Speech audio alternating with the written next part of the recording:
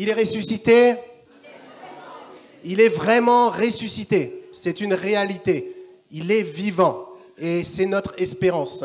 Dieu est vivant. La mort ne l'a pas retenu. Amen. C'est ce que nous célébrons le jour de Pâques. Et pour nous, c'est une espérance parce que Jésus n'a pas été simplement un philosophe. Il n'a pas été un bon penseur. Il n'a pas été un bon personnage qui, comme la majorité, si ce n'est la totalité de tous les êtres humains, qui, à un moment donné, après avoir apporté tout ce qu'il pouvait apporter, finirait par mourir. Parce que Jésus a apporté beaucoup de bonnes choses. Il était pleinement homme, pleinement Dieu. Nous disons qu'il est le Fils de Dieu, il est Dieu incarné. Mais il a apporté de bonnes choses sur la terre.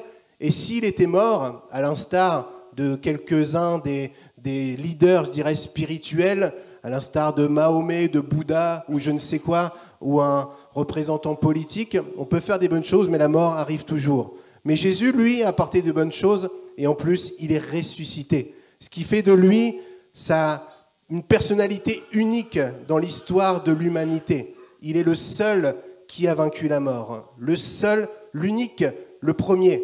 Et nous suivons ce Dieu-là, nous suivons ce Jésus-là. Vous savez que notre humanité est fortement liée au péché et du coup au fruit du péché qui est la mort. Nous savons tous, tôt ou tard, que nous allons quitter cette terre. Certains n'étaient pas au courant. C'est comme une échéance qui doit venir, que Dieu seul connaît, mais tôt ou tard, la mort arrivera. Et ça, c'est lié à notre péché. Et je crois que nos vies sont inconsciemment, en tout cas, liées à ces faits que nous allons mourir. Les uns ont peur, les autres ont peur et font comme si ça ne viendra jamais. On s'étourdit par tout un tas de choses, tout un tas d'activités, le travail, etc., etc. Et à un moment donné, la mort vient frapper. C'est quelque chose qui peut nous angoisser, c'est quelque chose auquel on n'a pas envie de penser. On met ça loin de nous. Peut-être, en tout cas, dans notre culture occidentale, on a du mal à parler de ça. Mais une fois que ça arrive et on est obligé d'accepter les choses. Cette réalité de la mort est liée à notre nature de péché. Parce que Dieu n'avait pas prévu que l'homme meure. Dieu avait créé l'homme d'une manière parfaite. Il avait créé l'homme en disant « Bof, il n'est pas bon que l'homme soit seul, alors pour qu'il soit vraiment bon, je vais lui faire une femme qui sera sa moitié. » Et on comprend que quand les deux, l'homme et la femme, sont ensemble, c'est là où ils sont vraiment dans le plan de Dieu et tout est parfait. C'était dans les projets de Dieu que l'homme ne meure pas, qu'il ne soit pas lié au péché, mais l'homme et la femme, l'humanité, a choisi d'écouter une autre voix que celle de Dieu. Dieu avait dit, vous ne mangerez pas de cet arbre-là. Et l'homme a choisi d'en manger quand même. À partir de ce moment-là, entraînant l'ensemble de l'humanité dans la chute et entraînant l'humanité vers la mort. Depuis ce jour, d'une certaine manière, l'humanité est maudite et dans une forme de malédiction qui nous mène à la mort. Et nous tous sommes en lien avec ça. Mais notre espérance, c'est que nous allons mourir ici-bas. Dans quelques jours, quelques heures, quelques années, quelques décennies, nous mourrons. Mais notre espérance, c'est que celui qui a vaincu la mort, Jésus, nous entraîne à sa suite. Et que notre corps pourra bien partir, pourra bien mourir, aller 6 pieds sous terre, comme on dit. Notre âme, en espérance, sera auprès de lui. Et nous vivrons pour l'éternité. Et c'est ce que nous nous souvenons, notamment lorsque nous déclarons que Jésus est ressuscité. Personne ne pouvait s'opposer à la mort. Et jusqu'à la venue, à la mort de Jésus, elle a toujours eu le dessus. Mais Jésus a terrassé la mort. Il a vaincu la mort. Il est ressuscité et il vit pour toujours. Amen. Cette réalité, aujourd'hui, quand on en parle, on pourrait passer pour un peu des zinzins ou des fous. De dire aujourd'hui, dans notre société contemporaine, que Jésus ait fait quelque chose de bien, qu'il avait une bonne philosophie, ça peut passer. Mais de dire qu'il est mort et qu'il est ressuscité, ceux qui ne sont pas croyants vous regardent et vous disent « Eh ben voyons ». C'est quelque chose qui n'est pas populaire, hein, et c'est quelque chose qui, humainement parlant, pourrait déplaire. Et même des fois, je dirais dans certaines franges de l'Église protestante, ou ce que vous voulez, l'Église chrétienne, certains ont peine à croire même que Jésus est vraiment ressuscité. Et pourtant, c'est ce qui fait toute la différence, que Jésus soit ressuscité. Et cette pensée de dire que peut-être qu'en fait, il ne serait pas ressuscité, peut-être qu'il y a eu un truc, peut-être qu'il y a eu un coup monté, ou quelque chose comme ça, c'est une pensée qui est populaire depuis très longtemps. Ce n'est pas lié à notre actualité, ce n'est pas lié à notre époque. Depuis le début, on a essayé de faire croire ou de dire que ce n'était pas possible. Et déjà, à l'époque de l'apôtre Paul, c'était une pensée qui était dans l'air du temps, de dire mais Jésus au final ne serait peut-être pas ressuscité. Et voici la réponse que Paul apportait à l'époque. On peut trouver cette réponse dans la première épître aux Corinthiens, à partir du chapitre 15, à partir du verset 12. Si je bafouille un peu ce matin, c'est normal, j'ai dormi 1 heure de moins, ok ? Ah, vous aussi ? Bon. Du coup, vous êtes compatissant, n'est-ce pas ? Compréhensif. 1 Corinthiens, chapitre 15, verset 12. Et si je dois continuer à raconter ma vie, pas pour vous dire que j'ai encore moins dormi que vous, mais c'est quand même vrai, il y a mon petit nono, chéri, que j'aime, à 3 heures du matin, vous savez ce qu'il a fait ? Papa ! Il fait tout noir ! Bon, il faisait noir, c'est vrai. Et du coup, je ne sais pas vous, mais moi, quand on me réveille de cette manière-là à 3 heures du matin, j'ai beau être très fatigué, je me remets dans le lit, et vous avez un hibou dans le lit, vous voyez, avec les yeux ouverts, impossible de redormir. Donc, enfin bref, j'arrête de vous raconter ma vie, ce n'est pas moi le centre de l'histoire ce matin, mais c'est juste pour vous dire qu'il est possible, fort probable, que je bafouille un petit peu ce matin. Alors, première épître de Corinthiens, chapitre 15, on va lire à partir du verset 12. Or, si nous proclamons que le Christ est ressuscité, comment quelques-uns parmi vous peuvent-ils prétendre qu'il n'y a pas de résurrection des morts ? S'il n'y a pas de résurrection des morts, alors le Christ, lui non plus, n'est pas ressuscité. Et si le Christ n'est pas ressuscité, notre prédication n'a plus de contenu et votre foi est sans objet. Il y a plus. S'il est vrai que les morts ne ressuscitent pas, nous devons être considérés comme de faux témoins à l'égard de Dieu. En effet, nous avons porté témoignage que Dieu a ressuscité le Christ d'entre les morts. Mais s'il est vrai que les morts ne ressuscitent pas, il ne l'a pas fait. Car si les morts ne peuvent pas revivre, le Christ non plus n'est pas revenu à la vie. Or, si le Christ n'est pas ressuscité, votre foi est une illusion et vous êtes encore sous le poids de vos péchés. De plus, ceux qui sont morts unis au Christ sont à jamais perdus. Si c'est seulement pour la vie présente que nous avons mis notre espérance dans le Christ, nous sommes les plus à plaindre des hommes. Mais en réalité, le Christ est bien revenu à la vie. Et comme les premiers fruits de la moisson, il annonce la résurrection des morts. Car tout comme la mort a fait son entrée dans ce monde par un homme, la résurrection vient aussi par un homme. En effet, de même que tous les hommes meurent du fait de leur union avec Adam, tous seront ramenés à la vie du fait de leur union avec le Christ. Mais cette résurrection s'effectue selon un ordre bien déterminé. Le Christ est ressuscité en premier lieu, comme le premier fruit de la moisson. Ensuite, au moment où il viendra, ceux qui lui appartiennent ressusciteront à leur tour. Amen. Voilà notre espérance. Christ est mort, mais il est ressuscité. Et comme la malédiction a été entraînée par le fait d'un seul homme, Adam, la bénédiction de la vie, de la victoire sur la mort, nous entraîne, faite par un seul homme, Jésus, nous entraîne nous aussi dans son cortège, nous entraîne nous aussi à sa suite. Et ce que nous dit ce texte, c'est ce que je vous disais tout à l'heure. Pour vivre cela, il va falloir à un moment donné mourir. Mourir ici-bas, mourir à notre existence, mourir à notre humanité pour pouvoir vivre à nouveau éternellement sous une forme qui nous laisse encore des questions en suspens, mais c'est notre espérance. La résurrection de Jésus était possible parce qu'il est mort. Pas de mort, pas de résurrection. Et c'est la même chose dans beaucoup d'aspects de nos vies. Nous voulons la vie, il faut mourir. Mourir à soi-même, mourir à nos pensées, mourir à notre caractère pour que l'esprit de résurrection, l'esprit de Jésus puisse venir habiter en nous. Tout ça est possible depuis le matin de Pâques, ce jour qui a tout changé pour nous croyants, qui a tout changé pour l'humanité. Je vous propose de faire la lecture de l'évangile de Luc au chapitre 24, et on va lire à partir du premier verset jusqu'au verset 9. Luc chapitre 24, à partir du premier verset. Le dimanche matin, de très bonne heure, les femmes se rendirent au tombeau en portant les huiles aromatiques qu'elles avaient préparées. Elles découvrirent que la pierre fermant l'entrée du sépulcre avait été roulée à quelque distance de l'ouverture. Elles pénétrèrent à l'intérieur, mais ne trouvèrent pas le corps du Seigneur Jésus. Pendant qu'elles en étaient encore à se demander ce que cela signifiait, deux personnages vêtus d'habits étincelants se tinrent tout à coup devant elles. Elles étaient toutes effrayées et baissaient les yeux vers le sol. Ils leur dirent alors : « Pourquoi cherchez-vous parmi les morts celui qui est vivant ? Pourquoi cherchez-vous parmi les morts celui qui est vivant ? » Bonne question. Il n'est plus ici, mais il est ressuscité. Rappelez-vous que ce qui vous le disait quand il était encore en Galilée. Il faut que le Fils de l'homme soit livré entre les mains des pécheurs, qu'il soit crucifié et qu'il ressuscite le troisième jour.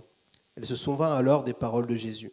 Elles revinrent au tombeau et allèrent tout raconter aux 11, ainsi qu'à tous les autres disciples. Amen. Voici le texte, voici le récit, voici le matin de Pâques où tout a changé. Jésus avait été mis dans un tombeau, les femmes arrivent le matin et à leur grande surprise, le corps n'est plus là. Qu'est-ce qui s'est passé ? Est-ce que quelqu'un a tenté de voler le corps ? Est-ce que quelqu'un a essayé de faire une mauvaise blague ? Est-ce que le corps de Jésus a été emporté pour faire je ne sais quoi ? Qu'est-ce qui est en train de se passer ? Et voilà que le Seigneur envoie deux messagers, deux anges, pour parler à ces femmes-là en leur disant « Ne vous inquiétez pas. Pourquoi chercher parmi les morts celui qui est vivant ? Pourquoi chercher parmi les morts celui qui est vivant ?» Et ça, c'est la première interpellation de la Pâque pour chacun d'entre nous. Pourquoi des fois nous-mêmes cherchons parmi les morts celui qui est vivant ? Ou dit autrement, pourquoi essayons-nous de vivre parmi des choses qui sont vouées à la mort ? Pourquoi essayons-nous d'exister au travers de choses que nous n'emporterons pas là-haut, comme on dit ? Connaissez la réalité de la vie, je l'ai un petit peu brossé tout à l'heure.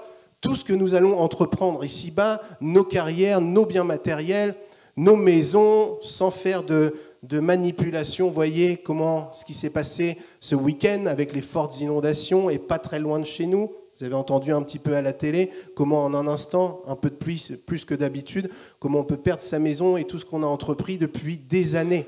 Et c'est la réalité. Et peut-être qu'au travers de ces éléments-là, le Seigneur nous rappelle et nous interpelle en nous disant que tout ce qui est ici-bas, tôt ou tard, va partir. Et que nous ne devons pas chercher notre bonheur ou nous ne devons pas chercher à vivre ou exister au travers de ces choses-là. Pourquoi cherchez-vous celui qui est vivant parmi les choses qui sont appelées à mourir ? C'est l'interpellation des messagers de la part du Seigneur. Cette interpellation aussi est valable pour nous. Tellement de choses vont passer. Cherchons les choses qui nous amènent à la vie véritable, ce qui a de la valeur véritable aux yeux de Dieu. Qu'est-ce qui a de la valeur ? Chercher ses pensées, chercher à accomplir sa volonté, étant fidèle à l'enseignement de sa parole. Il nous demande d'être des témoins, d'être des disciples, et ça a de la valeur. Je crois que tout ce que nous allons construire ici-bas, en biens matériels ou je ne sais quoi, on ne le retrouvera pas là-haut. Mais par contre, les âmes à qui on aura parlé, à qui on aura bâti des relations et des choses comme ça, tous les liens que nous aurons ici-bas, tout ça, nous le retrouverons là-haut. On se pose des fois la question en se disant, moi j'ai été marié avec toi par exemple sur ma vie ici-bas, est-ce que là-haut tu seras toujours ma femme ? Vous savez que dans nos milieux on se pose des fois ce genre de questions-là. Est-ce que tu seras toujours ma femme là-haut ? Est-ce que mes enfants seront toujours mes enfants ? Est-ce que... moi je vais vous dire ce que j'en pense, bien évidemment que oui. Bien évidemment que je me souviendrai que lui, il a été mon enfant, alors ça sera différent, mais évidemment que les liens que nous avons ici-bas, on s'en souviendra là-haut, peut-être sous une autre forme, mais je suis persuadé que quand on sera là-haut et que je verrai mon gars Jérémy, je me souviendrai qu'on a vécu ici-bas, qu'on a servi le Seigneur ensemble, et puis je verrai aussi Steven, et puis je dis « Oh non, il est là aussi celui-là !» Et puis je me souviendrai qu'on a servi le Seigneur ensemble, je me souviendrai que le dimanche de Pâques en 2024, il a joué de la batterie avec notre chère Réjeanne qui nous a apporté un chant. Je suis persuadé que je me souviendrai de tout ça et tout ce qui a contribué à l'avancement du royaume de Dieu et tout ce que Dieu a bâti en nous. Moi, c'est ma pensée. En tout cas, vous pensez ce que vous voulez, mais vous ne pourrez pas me l'enlever. Tout ce qu'on construit ici-bas, tous ces liens et toutes ces choses-là, tout ce qui est fait en faveur de l'avancement du royaume de Dieu, tout ce qui est fait pour chercher la vie, je suis persuadé que là-haut, j'aurai des souvenirs. Mais par contre, tout ce que j'ai construit, mes richesses, mes voitures, ma carrière professionnelle, ma gloire dans ce monde ou je ne sais quoi, tout ça, ça disparaîtra. Vous avez remarqué comme quoi il y a des fois des gens, quand ils meurent, des célébrités, donc je ne parle pas de nous, hein, mais des célébrités, des chanteurs célèbres, et puis je ne veux pas faire un flashback sur Johnny Hallyday, mais vous savez, quand il est mort, c'est limite si on n'allait pas faire un jour consacré à sa mort et tout un tas de trucs comme ça. Bon, je ne sais pas combien de temps ça fait qu'il est mort, mais ça fait quelques années maintenant. Bon, bah, aujourd'hui, on entend encore un peu parler, mais beaucoup moins. Et puis ça va ne faire que ça, que ça, que ça. Et toute notre célébrité, toute notre gloire, là-haut, ça n'aura aucun poids face à la gloire de Dieu, face à la gloire de Jésus qui, lui, rayonnera. Nous sera juste au bénéfice de sa gloire, mais ce sera sa gloire à lui. Donc tout ce que nous allons construire, tôt ou tard, tout ça, ça va partir. Ne cherchons pas parmi les morts celui qui est vivant. Ne cherchons pas parmi les choses vouées à l'extinction, vouées à mourir, celui qui amène la vie. Vous voulez vivre et ne plus survivre, l'objectif est ailleurs. Le regard doit être porté ailleurs. Luc chapitre 20, verset 38 dit « Or Dieu n'est pas le Dieu des morts, mais il est le Dieu des vivants. C'est donc bien que pour lui, les patriarches sont tous les trois vivants. Amen. » Et Jésus est mort. Dans sa mort, nous avons célébré tout à l'heure, en prenant les éléments, nous célébrons sa victoire sur le péché. Il fait de nous des enfants de Dieu et nous célébrons aussi sa victoire sur la mort parce qu'aujourd'hui, il est vivant et il nous entraîne à sa suite. Il nous appelle à mourir à nous-mêmes. C'est aussi ça le jour de la Pâque. Je me souviens qu'on doit mourir à nous-mêmes et il nous entraîne à sa suite en nouveauté de vie. Et la question que je me pose, c'est concrètement, qu'est-ce que ça change pour nous? Parce que nous sommes toujours sur cette terre, ici-bas, nous sommes toujours liés avec une nature qui nous tire vers le bas, qui nous appelle au péché, qui nous empêche d'être réellement libres et de vivre pleinement ce que Dieu aurait en réserve pour nous. Il n'y a que moi qui est comme ça, ou vous aussi, c'est pareil? Paul dit même, je ne fais pas le bien que je veux et je fais le mal que je ne voudrais pas. Et c'est lié justement à cette humanité. Mais en Christ, nous sommes ressuscités aussi et déjà présentement. Même si nous sommes toujours dans notre corps de mort, si je peux dire comme ça, je dirais en espérance, prophétiquement, nous sommes appelés à revivre. Et ça prendra place concrètement une fois que nous aurons quitté cette terre, mais dès maintenant, ça change quelque chose pour nous, le fait que Jésus soit ressuscité. Colossiens, chapitre 3, on va lire à partir du premier verset. Colossiens, chapitre 3, à partir du premier verset, nous explique un peu ce que ça change pour nous, le fait que Jésus soit ressuscité. Colossiens, chapitre 3, premier verset jusqu'au 6. « Mais vous êtes aussi ressuscités avec le Christ. Recherchez donc les réalités d'en haut, là où se trouve le Christ, qui siège à la droite de Dieu. De toute votre pensée, tendez vers les réalités d'en haut, et non vers celles qui appartiennent à la terre. Car vous êtes morts, et votre vie est cachée avec le Christ en Dieu. Le jour où le Christ apparaîtra, lui qui est votre vie, alors vous paraîtrez vous aussi avec lui en partageant sa gloire. Faites donc mourir tout ce qui dans votre vie appartient à la terre, c'est-à-dire l'inconduite, l'impureté, les passions incontrôlées, les désirs mauvais et la soif de posséder, qui est une idolâtrie. Ce sont de tels comportements qui attirent la colère de Dieu sur ceux qui refusent de lui obéir. Amen. Ce que ça change pour nous, c'est que le jour où Christ paraîtra, le jour où Jésus reviendra, vous savez que Jésus va revenir. Et il est fort probable que nous sommes très proches de son retour. Demain, après-demain, dans 10 jours, dans 10 ans, personne ne sait, Dieu seul sait. Mais les signes, tout ce qu'on peut voir autour de nous, nous font penser que Jésus est à la porte. Vous savez qu'il y a cette notion de Jésus revient bientôt, je l'ai explicité 1000 fois, où il est question de ce verbe takos, qui veut dire qu'à un moment donné, tout va se précipiter. Et j'ai l'impression de voir ça aujourd'hui. Dérèglement climatique, l'ambiance, un royaume s'élève contre un royaume, on entend des bruits de guerre, de troisième guerre mondiale, de je ne sais quoi. Vous savez, analyser un petit peu ce qui se passe aujourd'hui, il ne suffirait pas grand-chose pour que le monde explose.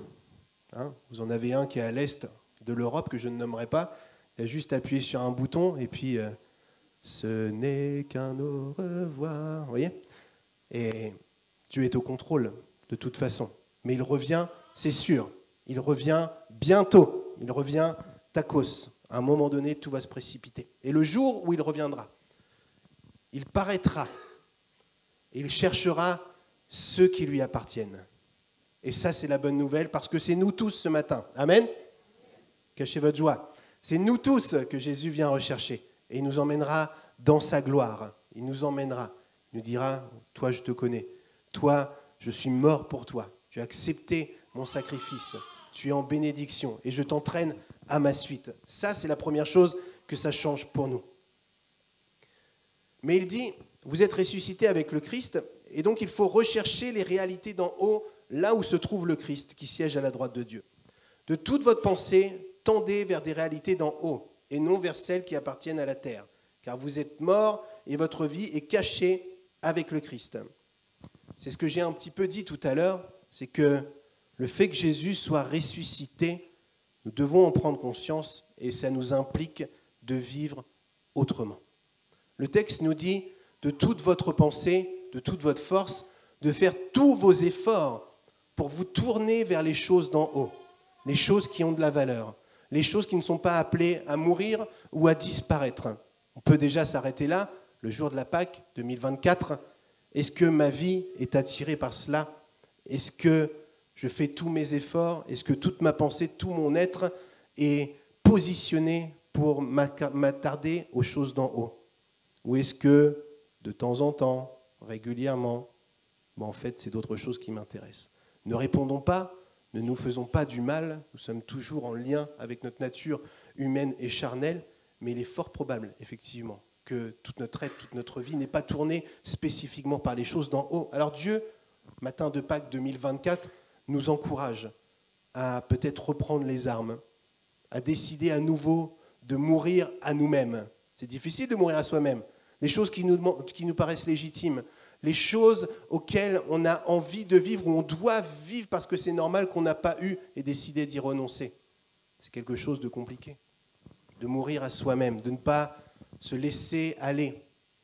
C'est beaucoup plus facile de vivre, je dirais, dans le péché, de vivre selon ses pulsions, que de renoncer à toutes ces choses-là. Parce que si c'était facile, vous le savez, il n'y aurait aucun pécheur sur cette terre. Si c'était facile de mourir à soi-même. Mais en tant qu'enfant de Dieu, Pâques est l'occasion pour nous de nous rappeler qu'il y a des choses qui ont plus de valeur, plus d'importance, et que notre regard ne doit pas être attiré par les choses d'en bas, mais celles d'en haut. Qu'est-ce qui guide ma vie ? Quels sont les objectifs de ma vie ? Carrière professionnelle, une vie de famille stable, et c'est important ça. Ou est-ce que mon regard est orienté vers l'éternité ? À quoi Dieu m'appelle ? Qu'est-ce que je dois accomplir pour lui ? Parce que les temps sont courts. La vie passe comme un éclair. Et j'ai à peine le temps de réaliser ce que je devais faire que je ne peux déjà plus le faire. C'est terminé. Je sais qu'il y a des plus vieux que moi dans la salle, c'est pour ça que je le dis. La vie passe très très vite. Orientez vos regards vers les choses d'en haut. Cessez de regarder les choses qui sont en bas. De toute votre pensée, faites donc mourir tout ce qui dans votre vie appartient à la terre, c'est-à-dire l'inconduite, l'impureté, les passions incontrôlées, les désirs mauvais, la soif de posséder qui est idolâtrie. Ce sont de tels comportements qui attirent la colère de Dieu sur ceux qui refusent de lui obéir. Le texte est très explicite et lorsqu'il nous demande de regarder aux choses d'en haut et de ne pas regarder à celles du bas, quelquefois qu'on manque d'imagination, il y a quelques exemples qui sont donnés. Je vous laisserai relire à la maison pour voir où chacun en est. Et j'ai déjà partagé sur ce texte-là et quelque chose qui est significatif ou qui est un des symptômes de notre société, c'est la soif de posséder. Il en faut toujours plus à notre époque. Le dernier machin à la mode, plus d'argent, plus tout un tas de trucs. Et c'est, je crois, ce qui caractérise notre époque. Et des fois même, on a pris ce principe-là même dans la spiritualité, où ce qu'on a n'est jamais suffisant. On a eu des débats, des échanges ces dernières semaines sur des points ou sur des autres avec des frères et sœurs de l'Église. Et des fois, c'est vrai que dans nos milieux, on a toujours besoin de plus de machin, et on est incapable de se contenter de ce que déjà Dieu a fait en nous. Et la vérité, c'est que Dieu a tout accompli. En fait, il a déjà tout donné, et c'est à nous, en fait, de marcher par la foi.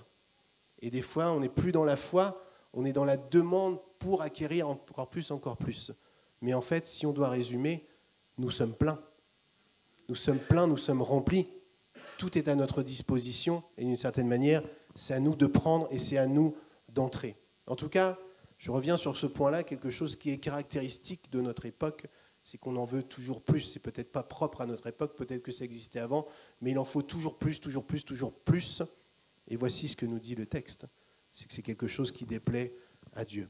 Pâques 2024, c'est l'occasion de nous rappeler ça, que Dieu a tout donné à la croix, il a tout accompli. Il a dit, voici, tout est accompli.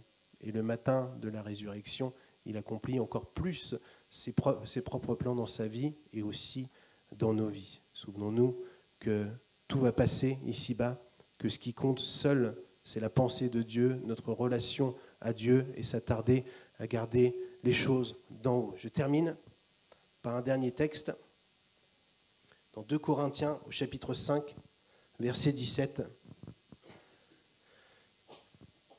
2 Corinthiens chapitre 5, verset 17 dit « Ainsi, celui qui est uni au Christ est une nouvelle créature. Ce qui est ancien a disparu, et voici, ce qui est nouveau est déjà là. » Toutes choses anciennes sont passées, et tout ce qui est nouveau est déjà là. C'est en somme ce que je viens de nous dire, de nous exhorter.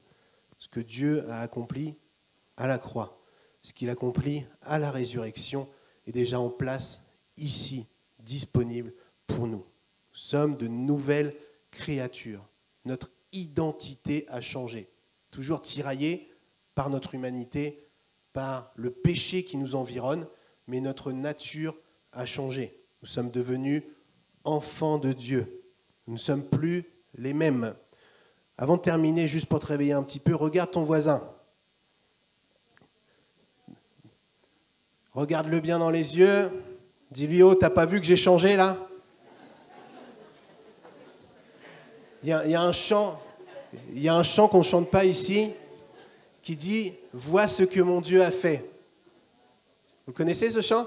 « Vois ce que mon Dieu a fait, regarde-moi, il a changé ma vie, il a changé ma nature ». Des fois, j'avoue que ce n'est pas très visible, mais dans les faits, c'est vrai. Si nous sommes au bénéfice de l'action de Jésus, notre identité a changé, nous sommes enfants de Dieu, nous sommes une nouvelle nature, une créature merveilleuse. Amen. Même mal coiffés, pas maquillés ou sans cheveux, nous sommes des créatures merveilleuses, faites à l'image de Dieu et notre nature a changé. Amen. C'est ce que nous nous souvenons à Pâques. Et ça, c'est possible parce que Christ est mort et il est ressuscité. Amen. Seigneur Jésus, merci pour ta victoire à la croix. Merci pour ta victoire dans le tombeau. Et merci parce que tu es vivant. Tu vis pour toujours, éternellement, Seigneur Jésus. Te donnons toute la gloire. Merci pour ce message. Merci de ces quelques points où tu nous encourages à nous tourner vers les choses d'en haut. Père, pardon pour toutes les fois où nous cherchons à vivre, à être bien, parmi des choses qui sont appelées à disparaître, Seigneur. Donne-nous d'orienter nos regards différemment. Merci de l'action de ton esprit ce matin. Père, te donnons toute la gloire, tout l'honneur, au nom de Jésus. Amen.